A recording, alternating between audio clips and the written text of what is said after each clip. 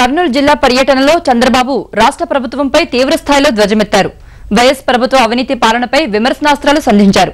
YS చేసిన పాపాలే ఆ పార్టీని పతనం వైపు నడిపిస్తాయని జోస్యం చెప్పారు. నగదు బదిలీ పథకం దిగువ మధ్యతరగతి ప్రజలకు జీవన భద్రత కల్పిస్తుందని, కాంగ్రెస్ అవగాహన లేకుండా విమర్శలు చేస్తోందని ఆరోపించారు.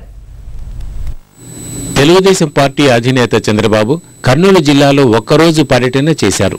అవుకు, బనగానపల్లె, పాణ్యం, నంద్యాల నియోజకవర్గాల్లో రోడ్ షోల్లో పాల్గొని అధికార కాంగ్రెస్ పార్టీపై విరుచుకుపడ్డారు. ముఖ్యమంత్రి వైఎస్ రాజశేఖర రెడ్డి తన 5 ఏళ్ల కాలంలో పేద ప్రజలను నిలువునా ముంచారని, కరుడుగట్టిన ముఠా నాయకుడిగా మారి హత్యా రాజకీయాలను ప్రోత్సహించారని మండిపడ్డారు.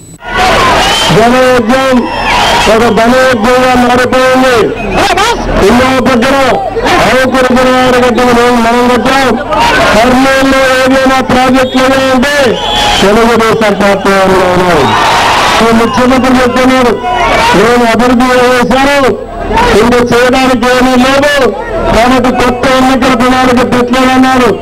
నేను అంటున్నా, నువ్వు అభివృద్ధి చేసింది అవినీతిలో చేశావు, ఢిల్లీస్ రికార్డు బ్రేక్ చేశావు, అంతేగాని అభివృద్ధి ఏమీ జరగలేదు.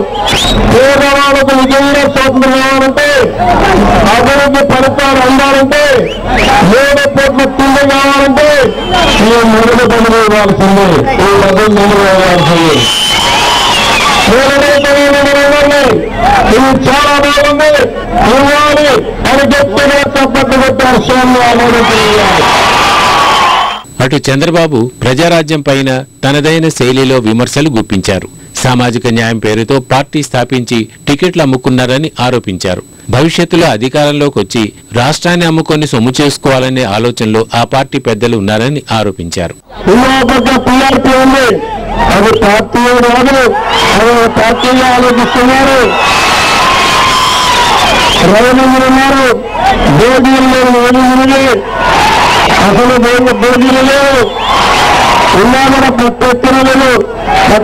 ఎందుకంటే ఫ్యాక్టరీ నిలబడుకునే పరిస్థితులు రాలేదు ఆ పార్టీకి. ఫ్యాక్టరీ చూసిన డబ్బుల దోశ తప్ప వాళ్ళకు సేవ చేయాలనే ఆలోచన ఆ పార్టీకి లేకపోవడం దురదృష్టకరం. కర్నూలు జిల్లా పర్యటనలో చంద్రబాబుకు ప్రజల నుంచి విశేష స్పందన లభించింది. అధినేత పర్యటన విజయవంతం కావడంతో పార్టీ శ్రేణుల్లో ఉత్సాహం నింపింది.